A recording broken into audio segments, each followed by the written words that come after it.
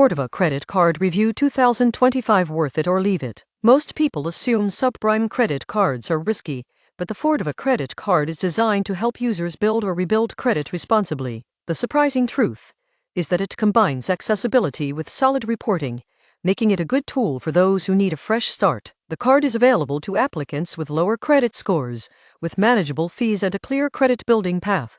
Payments are reported to all 3 major credit bureaus, and responsible use can lead to upgrades or transition to unsecured cards over time. Features include online account access, alerts for due dates, and fraud protection. While rewards are minimal, the primary goal is credit improvement, which the card accomplishes effectively. The downside? Fees can be higher than prime cards, and interest rates are significant if balances are carried. It's not designed for rewards or travel perks. Verdict: worth it for building or repairing credit safely. Leave it if you have good credit or are seeking rewards.